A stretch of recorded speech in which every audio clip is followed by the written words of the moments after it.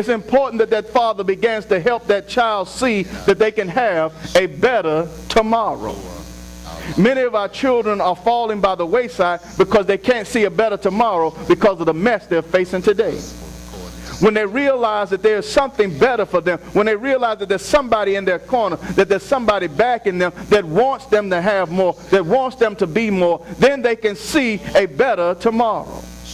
But as long as there's no one telling them that they can do it, as long as there's no one telling them that they can be somebody, they are going to find themselves sometimes falling by the wayside.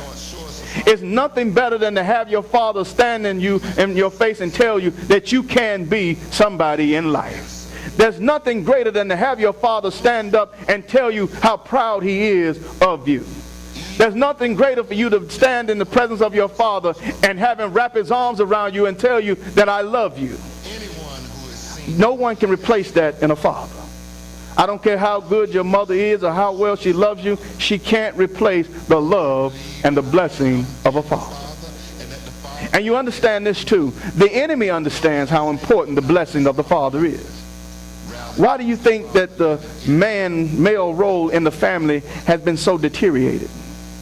Because the enemy understands the blessings of this family depend upon the father. And if the father is missing or absent from the family, then the family doesn't get blessed. I understand, ladies, and I know you say I'm doing a good job without him. I'm doing great raising these children without him. But you still cannot replace the blessing of the father. My son turned out to be a lawyer, doctor. You still can't replace the blessing of the father. And the enemy knows that as long as the blessing of the father is absent and missing from the household, then he has a chance of destroying the children of that house. That he has a chance of destroying that house altogether. Why? Because he knows the one who's responsible for declaring the blessing over the house is not there. Well, Jones, how do you come up with that concept that it's the father's responsibility? Well, first of all, it's here in the text. You don't see Leah. Rachel's dead at this point. You don't see the women coming forth to give the blessing over the children. It's the father. It's Jacob. And if you go all the way back to the very beginning of Genesis, you'll find out that it was Adam who had been given the responsibility to name everything that was created by God. He gave Adam the authority and the power, and Adam was created first, ladies. Amen. You came along afterwards. God said you need a helpmeet, so he dug inside of us and pulled out a rib and created one of you. Amen. And so most men are wondering where their rib is, so that's why they're searching for you. Amen. You got my rib, give it back. But what we understand is he started with Adam and told Adam and gave Adam responsibility for speaking into the life of the family. He gave Adam the responsibility because he came looking for Adam when him and Eve messed up. If you notice in the book of Genesis, when he and Eve fell, it was not Eve who got called on the carpet. It was Adam. He said, Adam, where art thou? In other words, Adam, where were you when blessings were expected? Where were you when the word needed to be spoken over your family? Where were you when your family was being led astray? He didn't look for the woman. He looked for Adam. Because man had been given that responsibility. So brothers, I'm sorry, but God gave it to us. And it's our responsibility. And we must understand that it's important. This blessing of the family, this blessing of the children, it's important. It's got to become important to us as fathers. It's got to become important to us as men. And I would dare to say that you need to go so far as to when you see someone who does not have a father figure in their life, you begin to speak blessings into their life. If you're a godly man, a godly father, you began to speak into that child's life. And you began to speak into that child's destiny. Hopefully one day they'll begin to see that somebody cared about them. That there was a man who cared about their destiny. There was a man who cared about their tomorrow. There was a man who wanted them to be more than what they were. But it's got to be important to you as a father. And the second thing that I want to show you out of the text is the blessing is based on knowledge. If you notice, as Jacob blessed all of his sons, he blessed them according to his knowledge of them. That means a father has to know his children. You can't just show up out of nowhere. You've been absent for 15 years. And you show up out of nowhere trying to talk and have a voice. You got to earn that right. You got to make your way back into that life of that child. You can't get missing for years and years at a time and then feel like you can show up and start dictating and telling people what to do. First of all, they're going to have resentment towards you. There's some disappointment that you've got to get over. There's some hurt that you've got to mend. There's some questions that they have on their heart and on their mind that you've got to answer. And if you've been missing for that length of time, it's not going to be easy for you to just walk back in and start telling folk what to do. You've got to begin to mend that relationship. You've got to begin to act like a father and show yourself as a father. And you began to understand that he blessed each of his sons by speaking into their lives individually. But not only was he speaking into their lives individually, he was speaking prophetically into their lives. If you notice, as he began to declare about each of his sons, he began to declare about their future. He didn't just speak to their present condition, but he spoke to their future condition. He spoke to where they were going to be in the future. He spoke to where they were going to end up and where they were going to wind up. Now, some people would look at it and say, well, he had 3 of his sons that didn't look like he blessed them.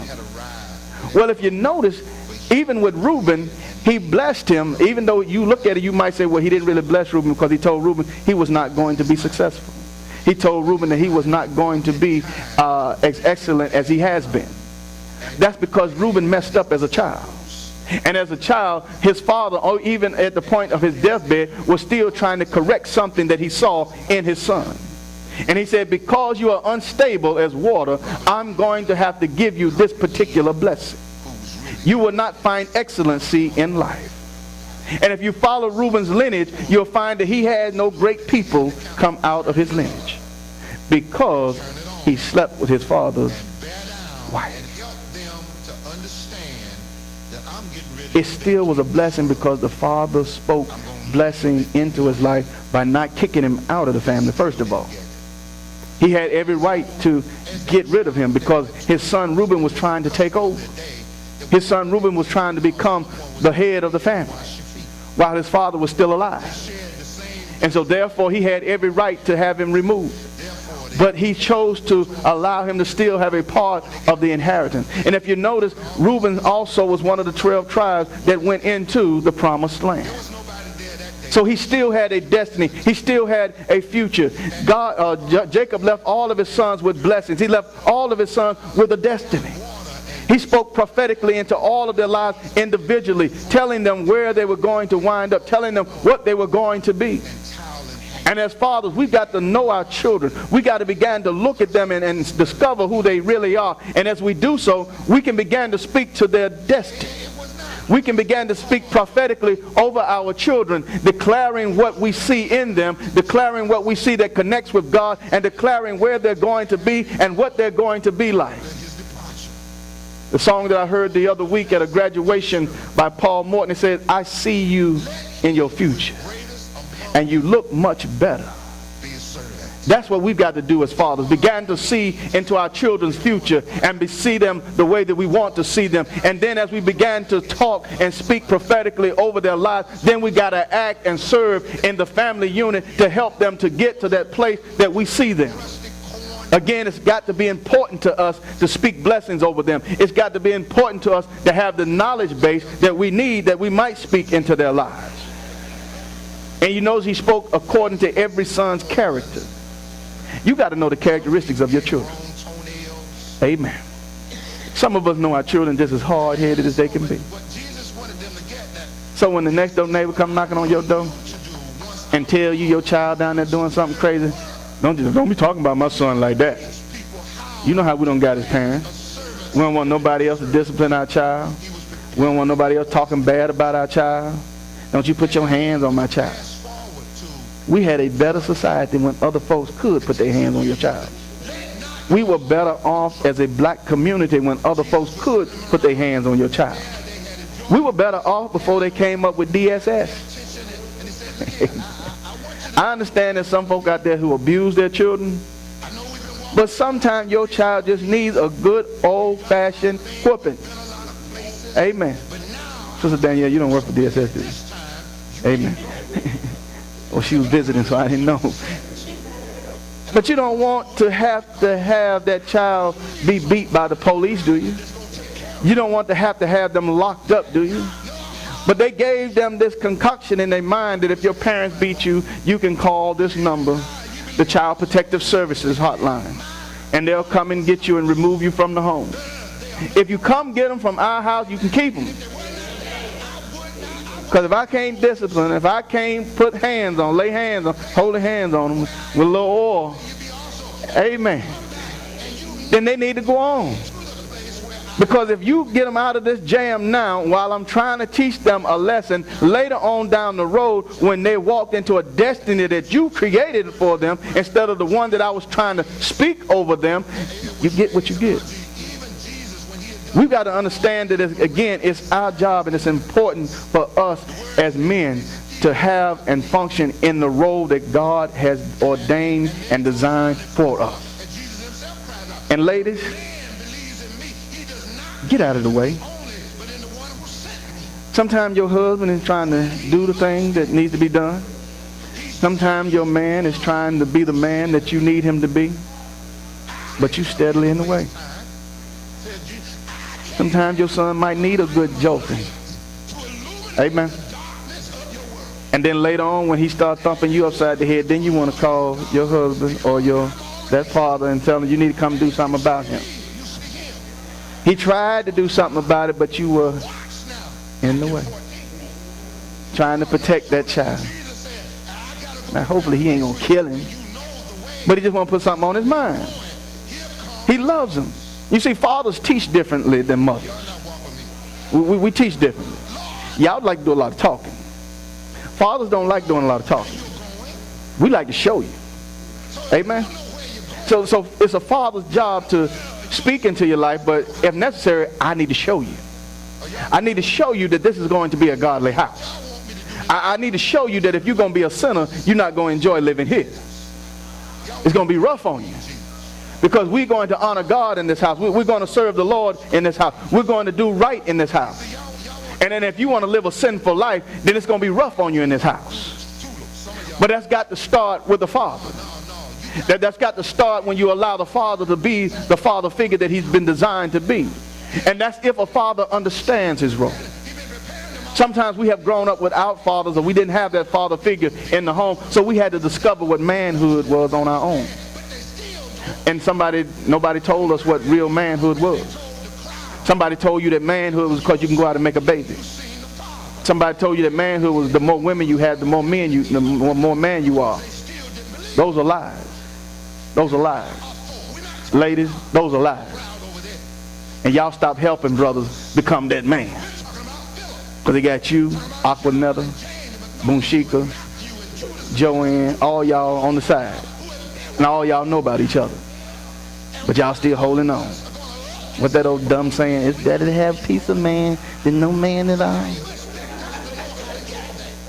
Whatever. I'm speaking prophetically into your life. It's better for you to have no man than a man that you got to share. Fathers, how many children you have doesn't make you more of a man. Because if you can't take care of them, if you're not honoring all of them, you shouldn't have made it. It's better for you to have no children than to have children and not honor them and not take care of them. And the last thing that I want to share with you, the blessing expresses the love and desire of the Father. As I said, fathers have different ways of teaching. Fathers have different ways of showing love. Amen. Now, I remember there was a time my son, he was playing football. I think it was his first year.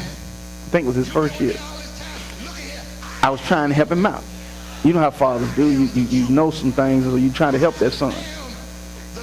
And I think he was like 8, 9. And I was trying to show him something about his stance, to help him out, help him get a little advantage, I played, so I was trying to help him. He said to me, "You had your time."